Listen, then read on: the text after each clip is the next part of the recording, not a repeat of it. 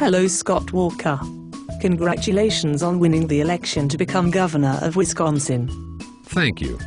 It was a tough battle, but in the end the people of Wisconsin elected me to represent them. Thanks for agreeing to sit down and chat with me. I'm from London and the British people really want to understand what is happening in Wisconsin.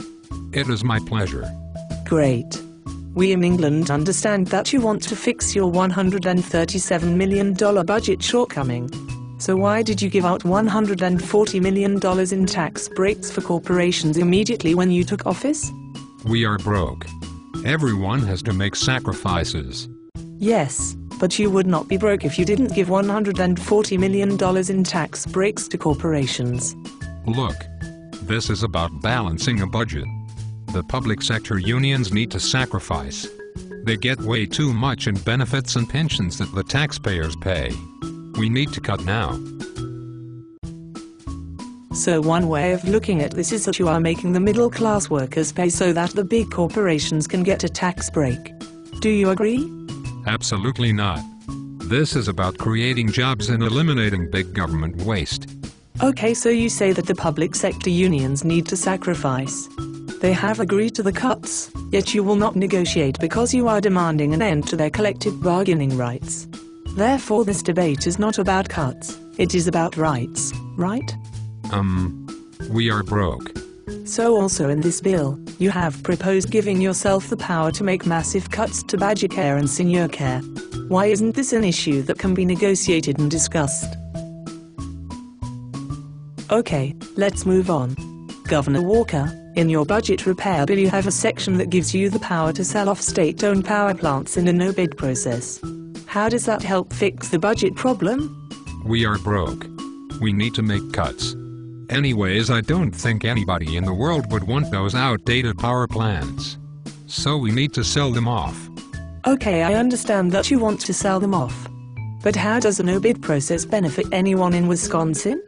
We were going to have an open and accountable process so that everyone knows who's interested in that, and what the process is. This only gives us the option.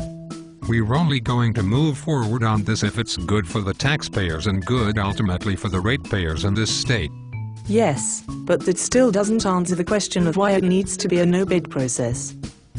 So you don't find it the least bit suspicious that the billionaire Koch Brothers, who are bankrolling politicians like yourself and advocacy groups and funding media campaigns in Wisconsin and all over the country, and who own a coal company subsidiary with facilities in Green Bay, Manitowoc, Ashland and Sheboygan, 6 timber plants throughout the state, and a large network of pipelines in Wisconsin wouldn't expect you to give them a sweetheart deal?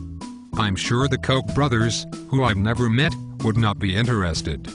So, hypothetically, in a no-bid process, the Koch brothers can buy Wisconsin state-owned power plants for pennies on the dollar in closed unsolicited bids for which there will be no oversight. And you want the people of Wisconsin to believe that this somehow has something to do with cutting the state deficit? Look, we're broke. Well, let's move on. I understand that 14 Democrats have fled the state to prevent a vote on your bill. Yes, they did. The taxpayers want them to come back and do their job. This is unprofessional and they need to return and vote. Isn't this the same concept as a filibuster, which Republicans use at record-setting pace against Obama? Isn't it just another tactic used so that the minority not be steamrolled by the majority? Listen, we are broke.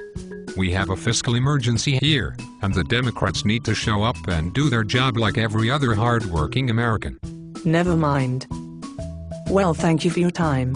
I want to try and get back home and it will take me a while since there are 100,000 people outside that disagree with you and I had to park about 5 miles away. My pleasure. God bless.